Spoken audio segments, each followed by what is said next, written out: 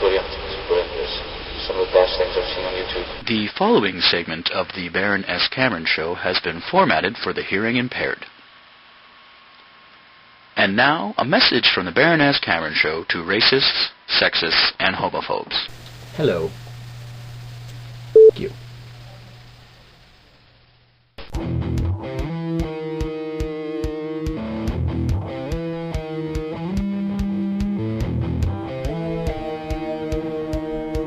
This is a show about a Baron, but he isn't a real Baron, like Baron Greenback or Baron Munchausen, but he is a Baron. This is a show about him and all his imaginary friends. This is the Baron S. Cameron Show.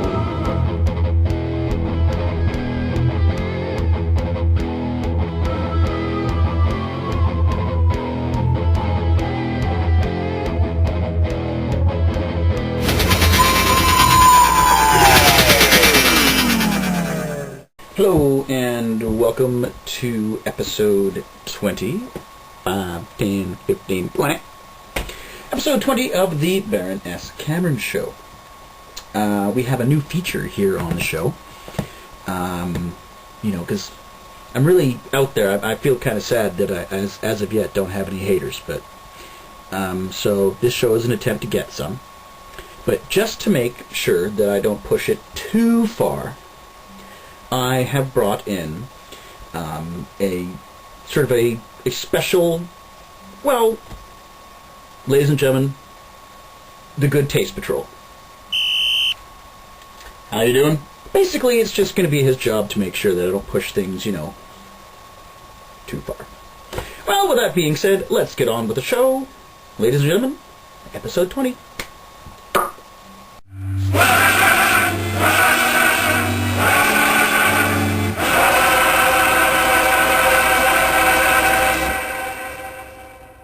Hello YouTubers, the YouTube Savior here. Now some of you may be wondering why I'm hiding my identity. Well, I'm doing this to protect myself. Of course, if I didn't go around picking fights with people, I wouldn't have to, actually back up what I say with my own identity. Anyway, moving on. I am here to tell you about a danger that some of you probably didn't know and you wouldn't know because you're all stupid and ignorant sheep, whereas I am the YouTube Savior and I know everything. I'm here to tell you that Peter Jackson, yes, Peter Jackson, the director of The Lord of the Rings, is a racist and a homophobe. Did you notice in The Lord of the Rings, the only black people you saw were the orcs being beaten up and chopped and just otherwise mercilessly killed by the blonde-haired, blue-eyed elves? And speaking of elves, why are they sort of androgynous? You know why? Because they needed to be androgynous for an outlet for Frodo. Poor Frodo. Out there, Mount Doom, the whole world's coming to an end, they're hot, they're sweaty, he makes a move on Sam, and Sam starts talking about the girl that he wants to marry. I mean, how unfair is that? I mean, there was perfect moment for some, broke-back Mount Doom action, but no, Sam would have nothing of it. Why? Because Peter Jackson is a homophobe. So they go home, and Frodo takes off with the elves, so, yeah.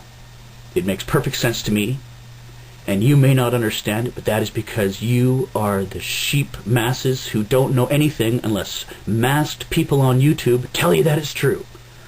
So there you go. Now you know. Power to you, brothers and sisters.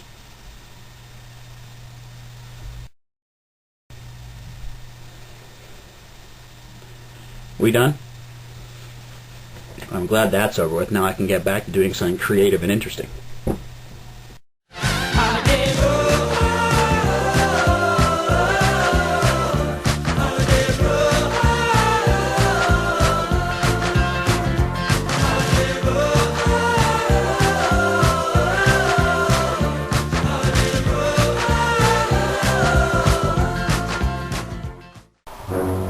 Today we are going down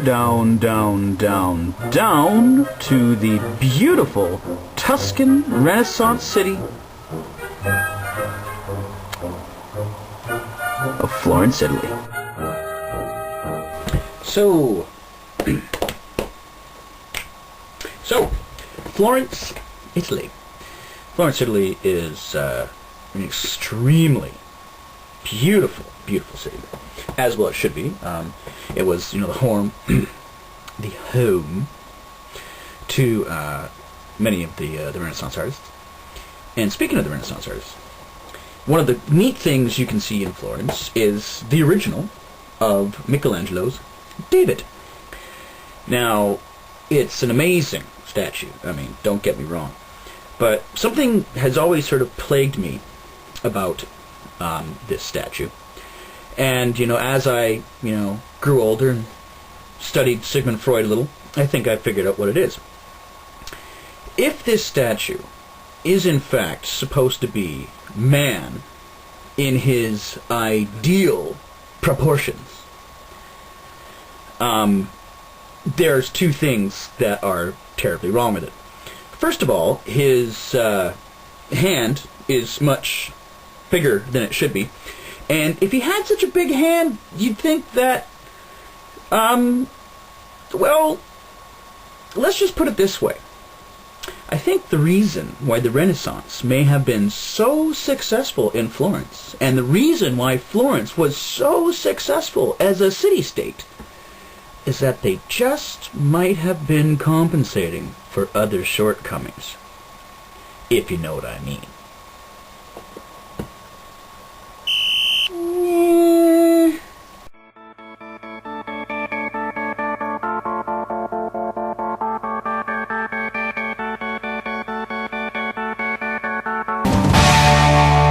We don't get fooled again. Hello and welcome to BSI.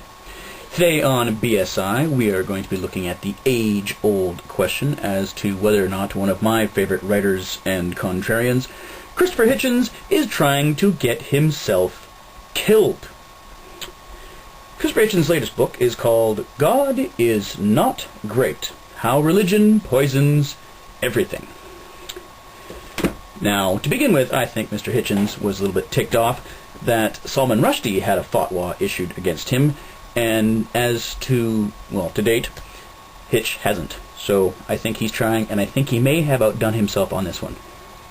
The book is not only a take on the evils of Islam, but also the evils of Judaism, Christianity. He even takes a well-deserved stab at the Dalai Lama, which could be considered dangerous because that little guy can kick some ass. Don't look at me, I thought it was funny. The long and the short of it, as to why, Hitch might actually get himself killed this time, or worse, is that he is trying to reason with devoutly religious people. Now, someone who thinks that believing in God is a nice and warming idea might be a little on the crutch side, but at the same time, it is not a bad thing.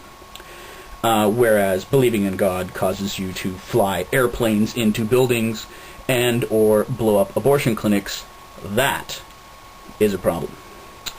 So, we'll just sit back and see what happens to good old Hitch. It's not the first fight that he has picked, and hopefully it will not be his last. Thanks for watching. We interrupt this program to bring you a World Report news bulletin. Hello and welcome to World Report. I am your sexy and charming host, Mr. Baroness Cameron. We have received some breaking news that a molehill has in fact been made into a mountain. For more on this story, we go live via telephone to our roving intrepid reporter, Bob. Bob, what can you tell us? I'm sorry, Baron, but I have no idea what you're talking about. Okay, moving right along, we go live via satellite to our political correspondent, Ralph. Ralph, what can you tell us? Hello, Baron. Workers of the world, unite. Yeah, death to... What did you just say? I said, workers of the world, unite. So I take it Al-Qaeda won't take you back, then? Oh, that's okay. I am now a hip 70s style radical.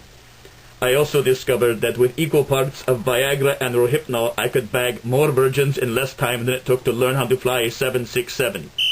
Okay, that was way offside. So what's the name of your new group then, Ralph? The RAF. Oh, the Red Army faction, Bader Meinhof. Very hip indeed.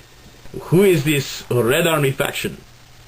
Well, generally speaking, when you're looking into the annals of history of urban guerrilla fronts, generally the RAF is considered to be the Red Army faction.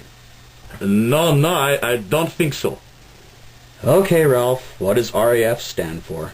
Ridiculously armed fashionistas. Well, that makes sense. What the hell now? Hello, Mr. Cameron. My name is Captain Shythammer, and I am currently tasked to the Department of Homeland Security. So what can I do for you, Captain Shithammer? That's Shythammer. Of course, I am so sorry, Dr. Frankenstein. What can I do for you? Well, Mr. Cameron, I'm here to inform you and your viewers that your show is currently being watched by the Department of Homeland Security. Oh, you guys are watching the show. That's cool. Right on. No, Mr. Cameron, I think you misunderstand. Your show is being watched. Oh.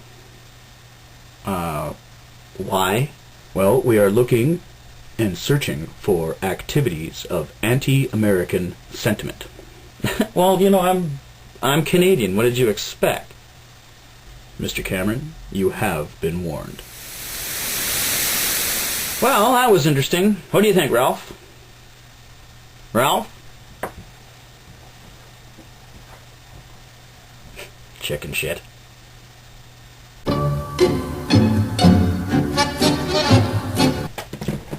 Yeah, hi, go ahead, you're on the air. Yeah, I really need an ambulance right now, please. I'm in a lot of pain. What am I supposed to do? Just send you some help? I need an ambulance. You know your problem is? I'm really hurt. Is you're too lazy and you're too undisciplined to help yourself. So, I don't know what I can do for you. Next caller.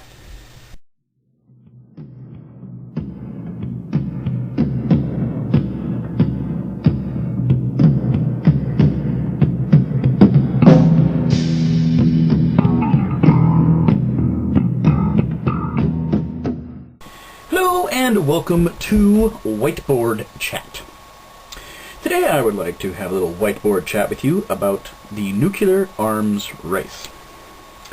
So if we go to the board, if you can imagine, we'll just say over here is the US. Let's put them there. And over here is the Soviet Union. We'll put them there. The U.S. says, hey, we're bigger than you, we're stronger than you, and we can prove it, because we've got missiles.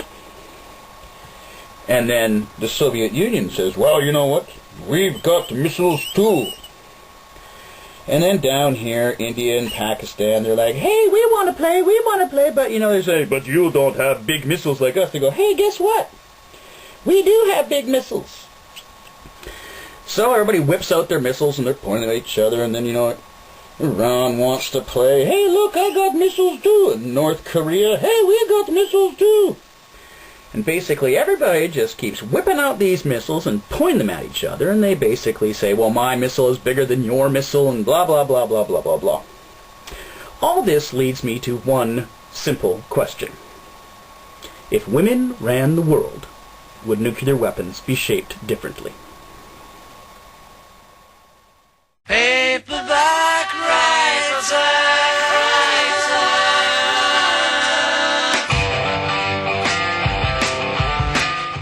Hello and welcome to the Book Report. I am your host, Baroness Cameron. On today's episode of the Book Report, we will be doing a book that I quite enjoyed reading, and I'm sure Ralph did too. It is called Guerrilla Warfare by Ernesto Che Guevara. Okay, no way, that's not going to happen. You were warned. Cut it there. So that was our 20th episode. I hope you dug it. Remember to send in some viewer mail, because if there's anything you'd like to see on the show or anything you'd like to suggest, I'm open to any and all suggestions. So I hope you guys had fun, and see you next time. Today's episode of the Baron S. Cameron Show contained the following copyrighted materials. Won't Get Fooled Again by The Who and Pete Townsend. Holiday Road, written and performed by Lindsey Buckingham. Paperback Writer by The Beatles. I was wearing an REM shirt, copyright REM. Ralph was wearing Ray-Ban sunglasses, copyright Ray-Ban. Captain Scheithammer was wearing a U.S. infantryman's badge, copyright U.S. Army. In the background, you may have seen an image of Marlon Brando as the Godfather, copyright Paramount Pictures. Also in the background was a reproduction of Hector the Detector, copyright Ivor 1977. On the bookshelf was Maggie Cassidy by Jack Kerouac, copyright Penguin Books. Dharma Bums by Jack Kerouac,